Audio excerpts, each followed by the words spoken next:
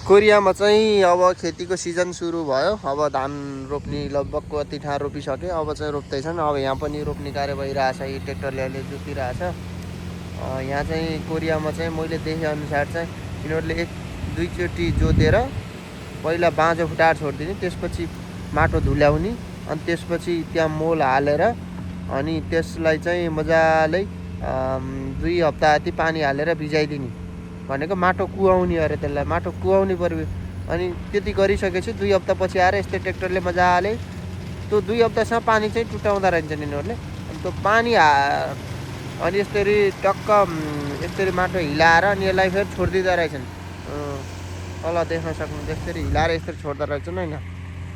अनि यस्तो छोडिसकेपछि चाहिँ अब पानी बन्द भयो। अनि भोलि बिहानतिर आएर उहाँ चाहिँ रोपिसके बिहानै आएर अनि यसरी मेसिनले धान रोप्छन्। उता नि हिलाएर छोडेछ त्यो एउटा, यो दुईवटा र यहाँ भएका 4वटा कोटा।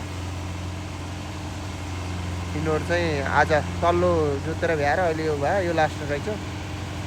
यसरी चाहिँ धान रोप्दो रहेछन्। यहाँ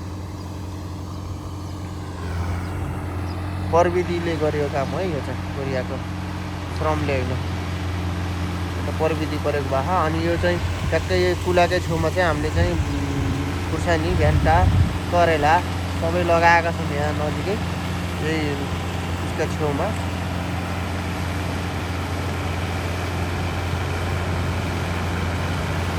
कोरियामा चाहिँ यसरी चाहिँ धान रोपिँदो रहेछ।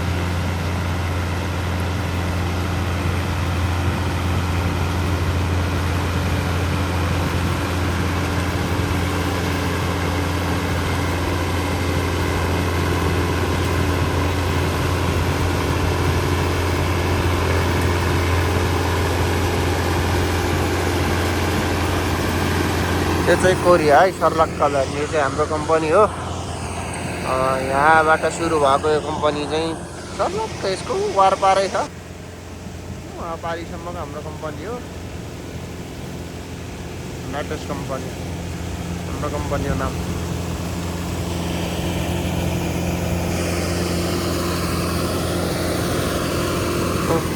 म्यानमारे एकजना साथीले त्यहाँ भन्दैछन् के लगाउन हो। प्रविधि